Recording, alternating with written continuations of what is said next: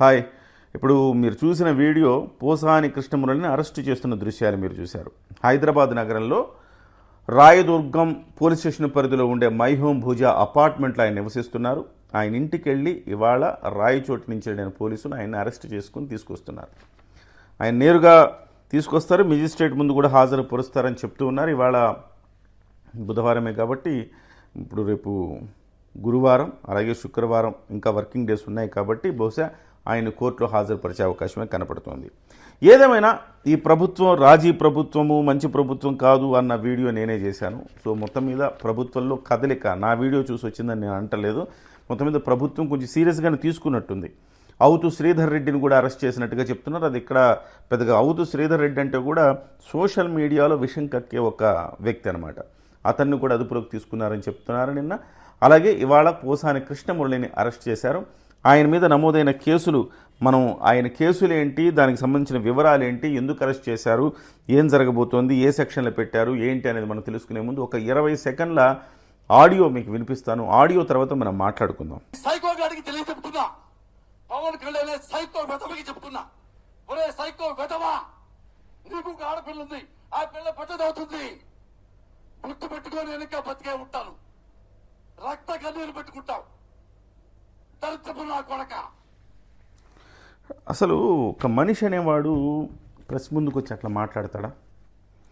ఇతను ఒక వీధి కుక్కలాగా ఉచ్చ నీచాలు మరిచి జుగుప్సాకరమైన భాషను ఉపయోగించాడు.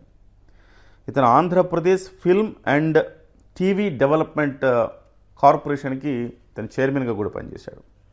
సో చైర్మన్గా పనిచేస్తూ ఒక బాధ్యతాయుతమైన పదవిలో ఉంటూ కూడా ఇతను అదే భాష ఉపయోగించాడు. ఇది పదవి రాకముందు వాడిన భాష, ఇది పదవి వచ్చిన తర్వాత కూడా సేమ్ టు సేమ్, పెద్ద తేడా ఏం లేదు.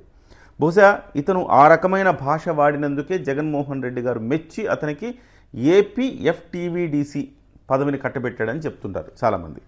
అయితే అతని మీద నమోదైన కేసులు ఏంటంటే సెక్షన్ 111 రెడ్ విత్ 3(5), అలాగే సెక్షన్ 196, 299, 341, 353(2), 366, 3 and 4, 61(2) ఈ సెక్షన్ల కింద అతని మీద కేసు నమోదైనట్టుగా చెప్తున్నారు.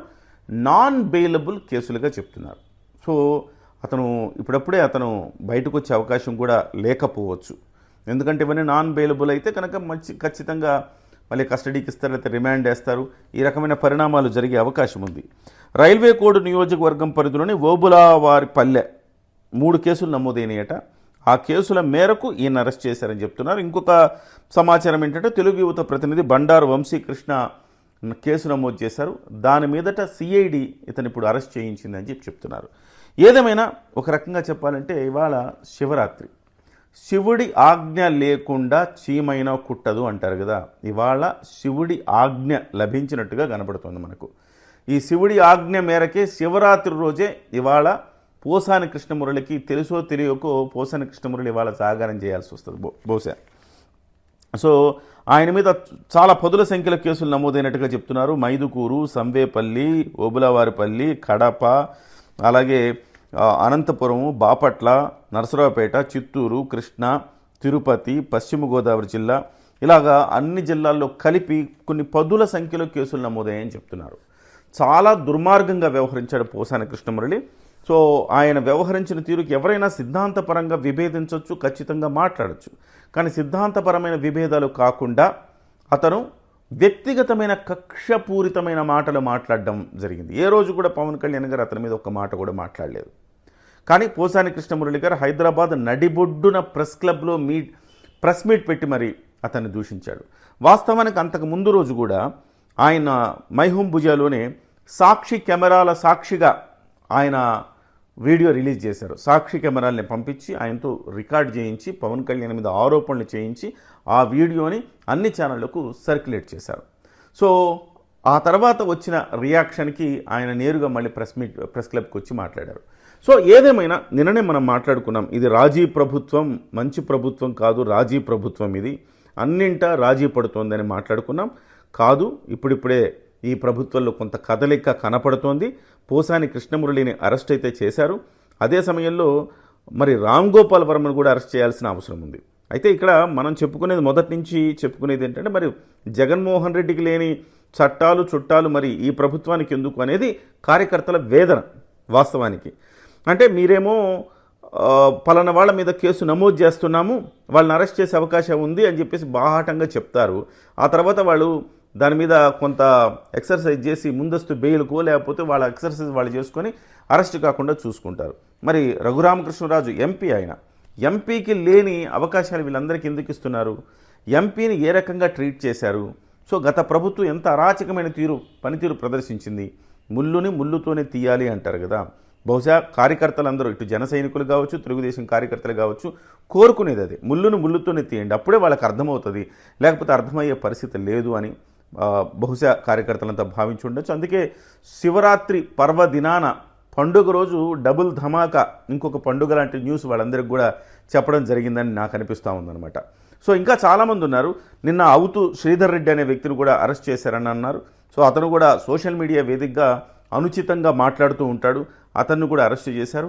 వాస్తవానికి ఏంటంటే కొన్నిటికి టెక్నికల్ ప్రాబ్లమ్స్ ఉన్నాయి, లేవని మనం చెప్పుకోకూడదు. పోలీసులకు కూడా కొన్ని కేసుల్లో అరెస్ట్ అయినా కానీ 41A నోటీస్ ఇచ్చి బెయిల్ ఇవ్వాల్సి రావచ్చు. 7 సంవత్సరాల కంటే మించి శిక్ష పడే కేసులకు మాత్రమే ఇది ఉంది, అంతకు మించి తక్కువ కేసులకైతే ఇది వర్తించదని చెప్తా ఉన్నారు. మరి 41A ఇది నాన్ బెయిలబుల్ అయితే మరి 41A అనేది ఆ రకంగా ఇచ్చే అవకాశం ఉండదు. బహుశా మెజిస్ట్రేట్ ముందు హాజరుపరిచి రిమాండ్కు తరలించవచ్చు పోసాని కృష్ణమురళి అంటున్నారు. ఇది ఒక గుణపాఠం కావాల్సిన అవసరం ఉంది. ప్రతి ఒక్క వ్యక్తి అంటే ఇది నేరం పరిధిలోకి రాదు అన్న ఉద్దేశంతో, రాజ్యాంగం మనకేదో మాట్లాడే హక్కు ఇచ్చిందన్న భావనతోటి సో ప్రతి ఒక్కళ్ళు కూడా ఈ రకంగా సమాజం హర్షించలేని విధంగా మాట్లాడడం అనేది జరుగుతూ ఉంది. పోసాని కృష్ణమురళి సంఘటనతోనైనా ఇక చాలామందికి దీని మీద కనువిప్పు కలగాల్సిన అవసరం ఉందని నేను భావిస్తూ ఉన్నా. అలాగే రామ్ గోపాల్ వర్మను కూడా అదే సమయంలో కొంత ఇనిషియేషన్ తీసుకొని ఆయన్ని కూడా కొంచెం అదుపులోకి తీసుకుంటే కొంత సమాజం కూడా ప్రశాంతంగా ఉండే అవకాశం ఉంది. మరి ఎప్పటికి వస్తుందో ఈరోజు మరి రామ్ గోపాల్ వర్మని కానీ ఇతరులను కానీ ఇంకా అరెస్టుల పర్వం కొనసాగే అవకాశం ఉంది. ఇంకోటి కూడా కొంతమంది మాట్లాడుతున్నారు, జీవీ రెడ్డి అంశం చాలా పెద్ద ఎత్తున దుమారం రేపింది, దాని నుంచి దృష్టి మళ్లించడానికి కూడా ఇది సరైన సందర్భం అని ప్రభుత్వం అనుకుంది. అందుకే వెంటనే పోసాని కృష్ణమురళిని అదుపులోకి తీసుకుంది. వైసీపీ కూడా జీవీ రెడ్డి అంశాన్ని బాగా ఫోకస్ చేస్తున్న నేపథ్యంలో వాళ్ళకు కూడా ఇవాళ మళ్ళీ గుక్క తిప్పుకోకుండా ఇవాళ పోసాని గురించి ఆలోచించాల్సిన పరిస్థితి. అటు వల్లభనేని వంశీ, ఇటు పోసాని కృష్ణమురళి ఒక్కొక్క వికెట్ పడుతూ ఉంది. డెఫినెట్గా జగన్మోహన్ రెడ్డి దాకా వస్తుందా అంటే ఖచ్చితంగా వచ్చే అవకాశం కూడా కనపడుతోంది.